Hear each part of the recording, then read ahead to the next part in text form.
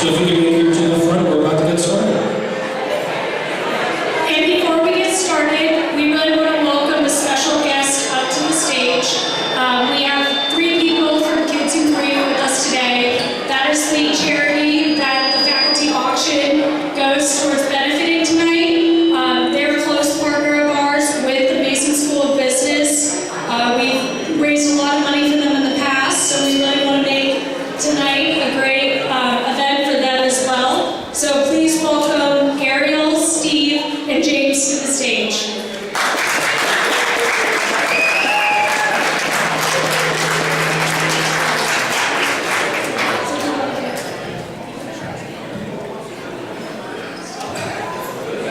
My name is Steve Appleseed. Get used to this. The lady who started Kids Who Grieve is not able to be here tonight, so I'll stay taking her place. I want to tell you a little bit about our group, what we do, and how we've done it. But first, I want to say thank you for what you've done for us. The fundraising that you've provided us the last several years, the race last weekend that was a fundraiser for us, and what we're doing tonight. Without that support, we would not be able to provide free camps for the children that we serve. So, first of all, I want to say thank you from the bottom of our hearts. Next, I want to tell you about a little bit about how we started and the lady who started it. She was the hospice coordinator for Bon Secours Hospital, the Mary Immaculate Hospital in Newport News. And she would go visit the children or visit the patients that were in hospice care out of that hospital. And in so doing, she saw the children who were going through the process of losing a mom or dad or a sibling. And there was no program for them. She came across a program that was started out in Oregon and brought that program here and started small about 15 years ago. I've been with the group now 10 years. And basically what we do is work with children who have lost a sibling. The children in our society don't always get involved in the grief process, although they are grieving. But we as adults don't always include them. They're aware that their loved one is dying and is dead. They may or may not go to the funeral. They may not go to the wake to see the body in the coffin, depending on their age. And usually the experience is that they're in school, they go back to school, the teachers are aware of the fact that there was a death. Little notes are written by all the children saying how sad they are about the fact that we lost a loved one. And then 2 weeks later, that is forgotten by everybody else in the class. So the children have no place to go to talk about their loss and how they're handling it. In some situations, the children can move from the town that they're in, they change schools, they change neighborhoods, they lose friends. So it's more than just the loss of a loved one. Kids in Grief was founded so that we provide an environment and an opportunity for children to talk to each other of their age group about their loss. And we have them broken down by 3 to 5, which are littles, 6 to 8, which are kids. And then we have 2 groups of tweens, 9 and 10, 11 and 12, and then we have a teen group. We start with children arriving at our church that sponsors us and allows us to use their facilities in a big room, greeting room. And we have an opening ceremony there, and then we break out into the smaller groups. In the smaller groups, we usually start with what's called an opening circle. The younger groups, we sit on the floor, we have a talking stick, and the child who has the talking stick is the one who talks, everybody else listens most of the time. But we also have a rule that you can pass, and so for some of the children who are introverts and who are still emotionally caught up with the loss, they tend not to speak, but we still give them the opportunity to listen to other children. And after that, usually we'll say your name, your age, who died, and depending on the time of the year, we may talk about what they did with the holiday, with their loved one before, and what they're doing now, or something that's appropriate. Then we have either games that we play with them, again, based on age, or some craft, or writing skills, and that type of thing. Then we go down to a place called the Volcano Room. That's the same room that we were in when we opened up. Now we have a punching bag there. We have some of these noodles that we use in the swimming pool, but they make a lot of noise if you slam them on the floor. We have some other things in there for the kids to play, and they can vent. Now, I have a number of little girls in the group that I am, and usually it's easy to motivate them to say, well, I thought this was a quiet in this room. I didn't think we were supposed to say anything. Which then starts them screaming as loud as they can, which is what you're trying to do, is let them have an area where they can vent, they can let it all out. And so they're pounding on the punching bag and jumping up and down on Max, the dummy, and they're interacting with their other, the other children in the group. We bring them back up and we finish another activity, and depending on the time, whether we do a third activity. And then we end then with the closing ceremony, and we go down, and as all the groups get together once again. We have a candle that we lit at the beginning to commemorate those who have died. And at the end then we have them come up, and if there's been an anniversary of the death, if there's a birthday or something like that, those are the children who blow out the candle. After the children leave, then the facilitators get together and we all talk about what we've observed. Some of these children have stayed with us for a number of years. They've aged up from one group to another group. The biggest thing is that we use words like ours. They're our kids. They're ours in a way that they would be in the way we treat them. It's like they were our children or our grandchildren. And there is that emotional involvement with the children. Sometimes, depending on the situation, you have to decompress after that event, dealing with children's grief. But the rewards are the smiles on the children, the knowledge that you're doing something positive and that they're getting something out of it. And the monies that you're generating for us is what enabled us to do this. We're all volunteers, and I just want to say one thing about an experience I had about 8 years ago. I had an 8-year-old girl who had been with me a year or two, whose mother died of breast cancer. Her name was Emma. And we had a new child come in, who, her name was Emma, and her mother recently died of breast cancer. And the way we had the group laid out, the older Emma was off to my right, I think we had 8 or 10 kids that night. And the newest one was to my left. And so when we got around to the older Emma, she said, my name is Emma. I'm 8 years old and my mother died of breast cancer. And the girl to my left was alerted to that. And when it came around to her, she was able to express the same thing. When the group broke up, the Emma, who had been with me for a while, came over and showed the compassion and basically took her under her arm. We didn't teach them to do that. It's just that they're aware of the fact that that child was going through the same process they've gone through. The other group that we deal with is Mikey's Camp. And Mikey's Camp is a weekend at Beckley Woods, which is a camp about 10 miles from here. We bring 45 children, 45 big buddies. And I have 2 big buddies with me, and they'll explain what they've done with the kids. But what happens is that we have a training session the week before we go to camp to train the big buddies. We bring the Beth Pyle, who's the coordinator for all this, makes the parents of the big buddy children. And so in the week before camp, the big buddy calls the child, tells them who they are, looking forward to the camp, and everything like that. We arrive on a Friday night, go through in processing on the selection and that type of thing. We're in different buildings. And then we wait the arrival of the children. The children arrive around 5, and they're with us until about 2:30, 3 o'clock on Sunday. Their big buddies with them the whole time. And we pair them up so there's two big buddies and two kids together, so there's never one-on-one. The big buddies basically spend all their time with the children.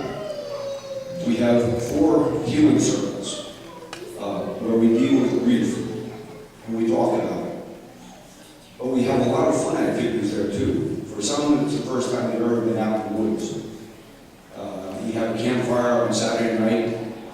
We have on Friday night it's kind of a goof-off time. We do some strange things as adults that you find out that you can play like a child again and do some dumb things, but you show the children that you're concerned. And then we have a healing circle, and we have more activities after that. On Saturday, we have 2 healing circles, one in the morning and one in the evening. The rest of the time, there are different activities for the children. For the teens, we have zip line, canoeing, archery. For the other children, we have field games. We have inflatable devices that we bring in. We have climbing, mountain climbing tower, depending on the year. But we have activities for the children to do with their big buddy. Saturday night we have a campfire, and the children are encouraged to either write a note to their loved one once they've been put in the fire, or they at least come up and show that they've done something to remember their parent or their loved one. On Sunday we have one more healing circle, and then we have our closing circle. We go down to the lake. The names of all the loved ones, both for the mentors, the big buddies, and the little buddies, are told. Then the children come up with whatever they want to use to memorialize their parent. A picture, their favorite song. To say that it's emotional is an understatement. It's past the tissues, please.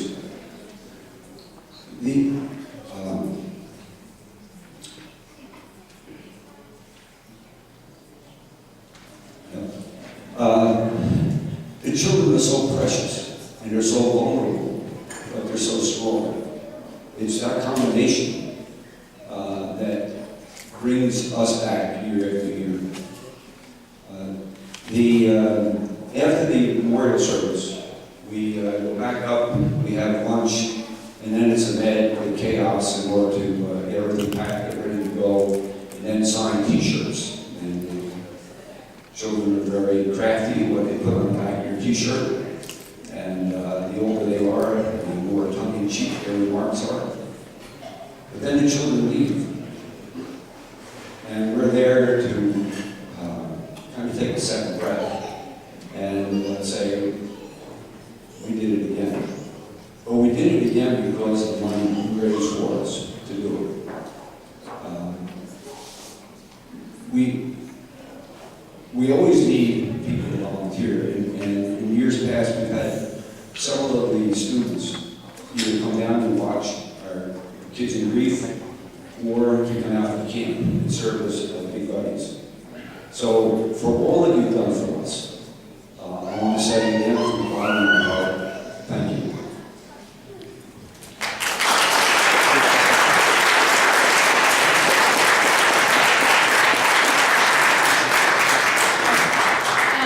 My name is Ariel, and I would like to say that my mother and I, James, are a success story from Kids in Grief. Our dad passed away in July 2005, 2006. It does seem like a long time, but to us it's not. We started when I was 14. We went to the grief camp, we went to Mikey's camp, we went to the counseling. And there, that was when the whispers stopped of people knowing that my dad passed away. That was where I was Ariel. I was just a girl, I was 14 years old, and I could talk about anything. I also was able to go, my mother and I were graciously able to go to Michael's camp for 2 years in a row. And unfortunately, time got ahead of us, and now we're in college, but now we're able to go back as big buddies. My brother and I have been big buddies for 3 years now, which is an amazing turnaround because we're able to give back to this camp and to this group that was able to give back to us. Because they're not doing it like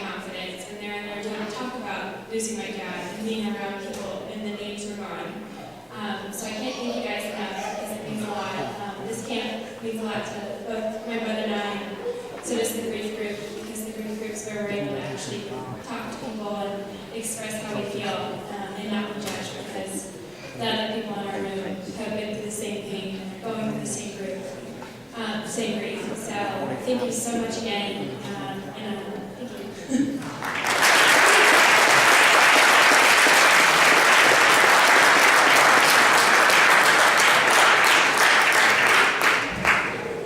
So again, the faculty auction is going to be taking place in about an hour or so. So make sure you bid on the 9 items that we're auctioning off tonight. It all goes towards kids in grief.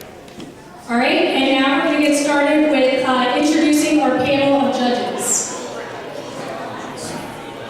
All right, so first off, we have Rick Spatz. Rick, you've all met him before.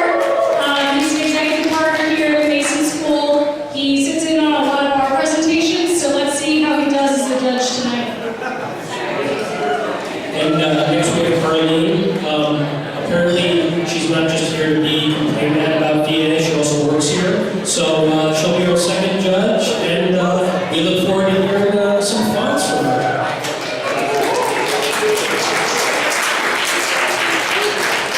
And our last and final judge is a second year right now. It is our current internal vice president of the MBAA. You all know him as Nick Spence.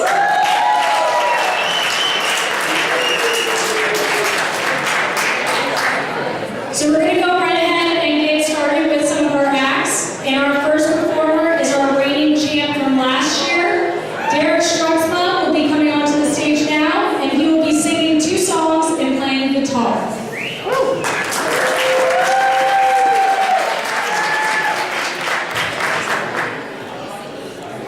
Good start.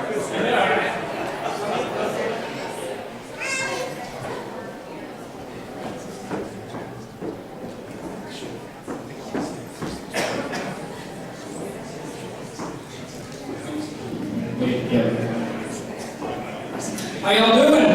All right, ready to see some talent? Hey, we have to wait about 7 minutes going down.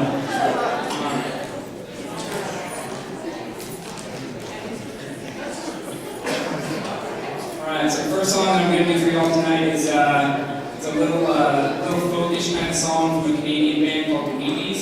It's called World Spins Madly On.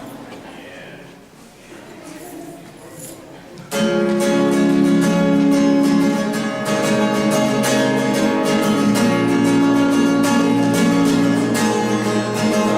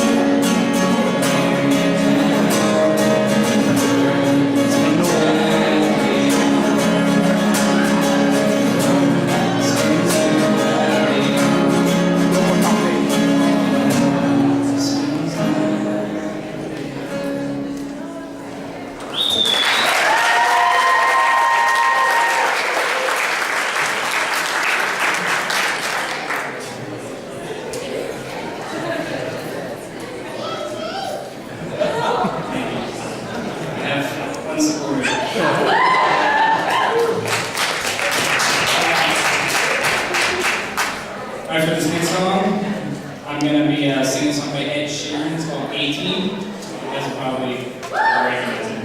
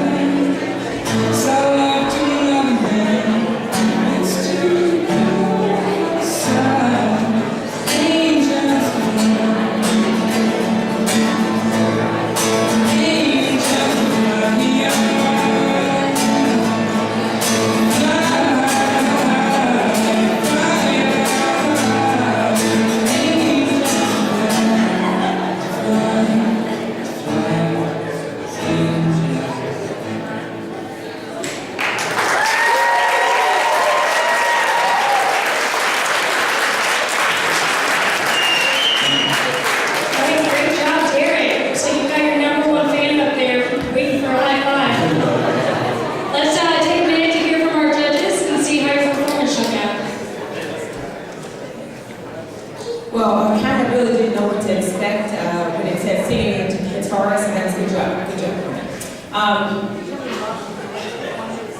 Oops, I'm not going. I really loved your daughter's performance, as well as yours. You did a great job. All right, well, I'm going to give you a 6 for the singing, a 10 for the dancing, so you can leave. Also, quick plug here. We've got got 3 judges. We're all very critical. We're not very funny, so text your jokes. Text your jokes to me, please. Derek, that was a really good start. I especially enjoyed it because I saw several of the people who were performing later say, holy crap, he's actually good. So, and I see you've got your first female groupie. That's cool. All right, so she's 3 or 4, she's your daughter. You know, we're going to start somewhere. That's awesome. All right, thank you guys.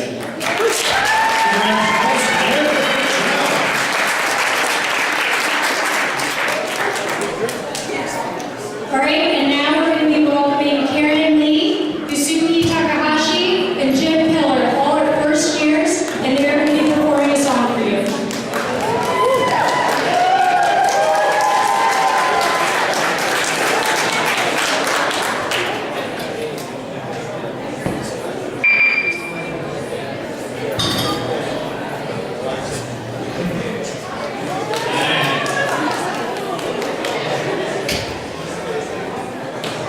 Let me introduce our member. My name is Yusuke Takahashi. On the bass, Jim. The piano is Karen. Also today, this song is a Japanese song. Our name is Itoshigari. It's a very, very famous song. And so Ray Charles covered the song, and the English title name, Everywhere.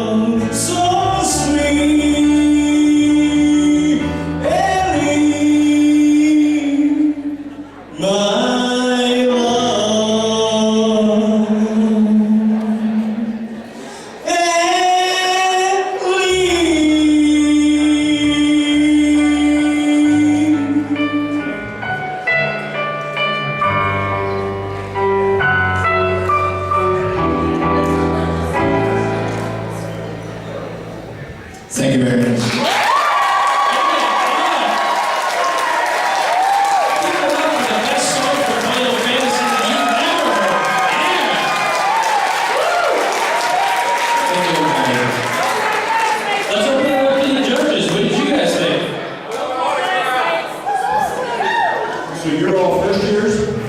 Yes, sir. That was part of your leadership project, wasn't it? Now I can just figure out how to turn that into a field consultancy. You're second, you know, you all set. Very nice, right? Yeah, that was pretty good. You gotta enunciate a little more because I didn't understand the words, but otherwise, pretty good. 9 out of 10. I thought you guys did great. It was just so sweet. Thanks so much.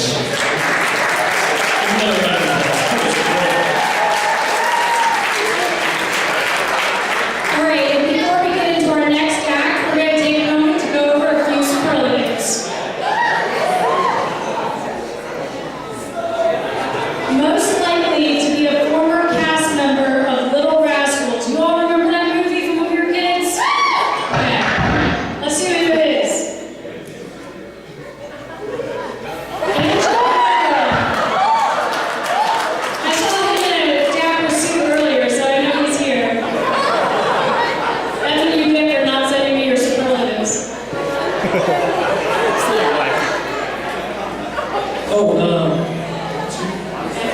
Our next one is most likely to resemble one of our professors.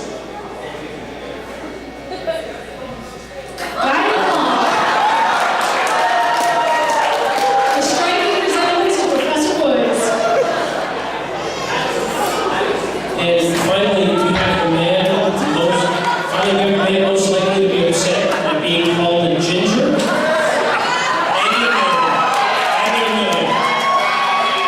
Hey, make sure to call him that before you leave. Okay, no, that was fine.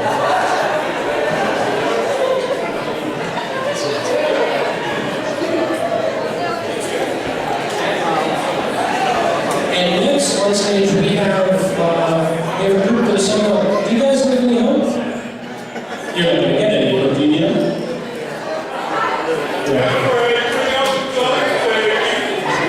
All right, so up next, after they get set up a little bit, because they got all the equipment for tonight, we have the Radford weather. So maybe if we can take that off the screen. That's our main 52nd in Radford, so if they're going there, it's gonna be Midwood, bring a jacket. All right, everyone was nice trying to stall. So right now we have 3 first years. We have Jim Pillar on bass, we have Kristen Person on drums, and we have Craig Falk on guitar. And they are going to be playing you a couple rock songs.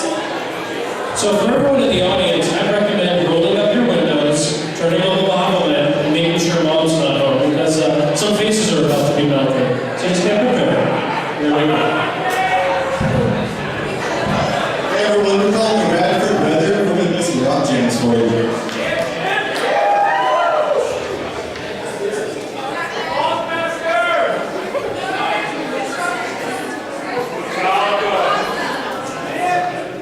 It's like watching your food. It's unbelievable.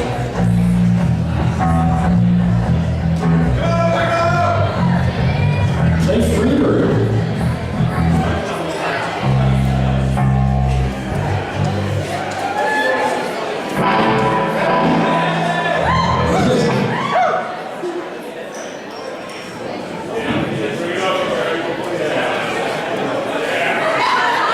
You guys ready? Leave it up for Radford Weather.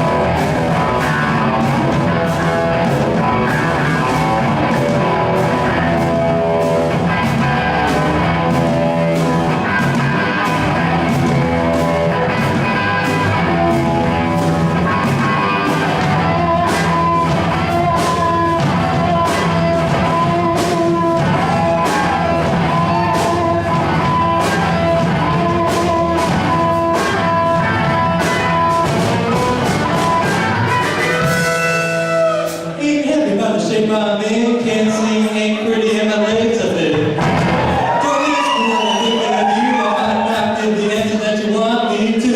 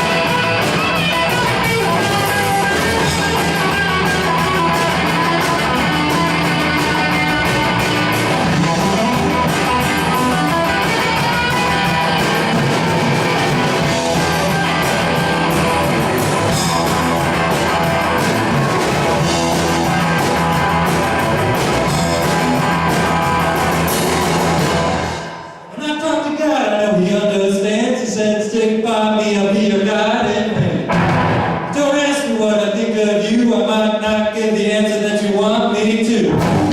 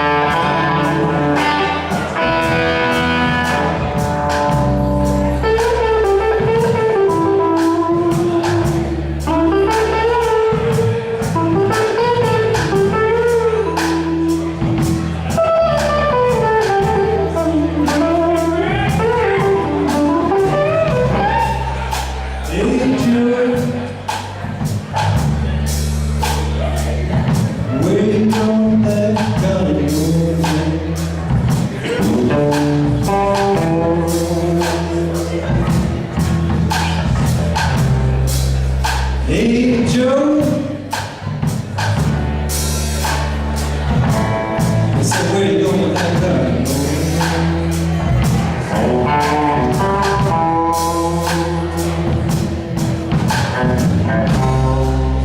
Gonna kill my old lady. I'm done calling this one.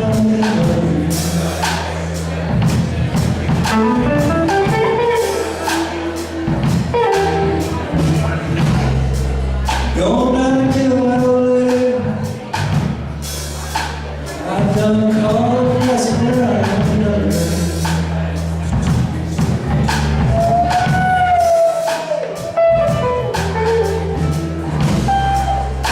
Hey Joe,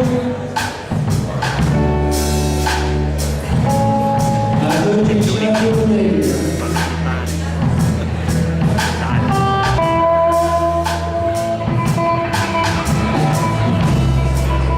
Hey Joe,